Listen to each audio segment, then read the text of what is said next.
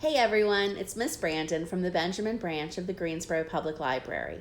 I hope you enjoyed our two previous videos on the importance of cursive writing with art activities and then ideas for unconventional practice materials. Links for those videos are in the post. Today I'd like to share a couple more creative possibilities for cursive practice. The first using a wax resist technique and the second using the science and art of chromatography. For our first activity, you'll need paper, a wax crayon, paint brushes, paper towels, and paint. Tempera or watercolor would be best.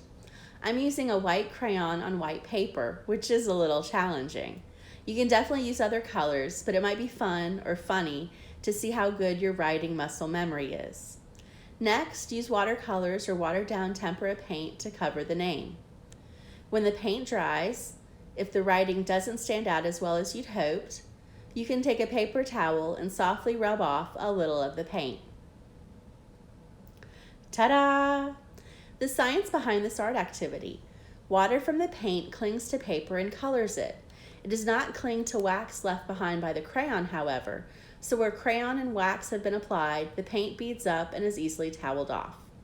For our second activity, you will need paper, markers, an eyedropper, and isopropyl alcohol. Write on the paper with the markers. I'm using washable markers, but any will work. Then use the eyedropper to drop alcohol on top of what you've written. You'll need to use heavy items to keep the paper's edges flat as it dries. Keep an eye on the paper and see how the color runs away from the writing for a tie-dye effect.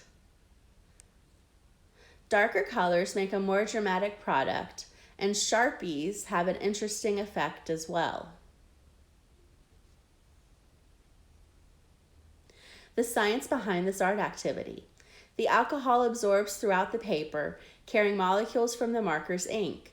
The different molecules of the different inks that make up each color travel at different rates, with some traveling farther and faster.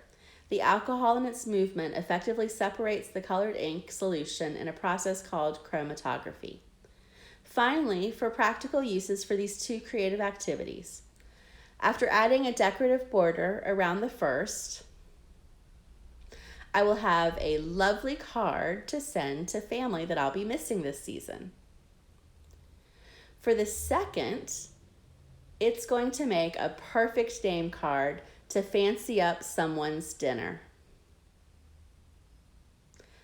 Thanks for joining me, and don't forget, the Greensboro Public Library is open online all day, every day, with downloadable ebooks, audiobooks, movies, music, and more.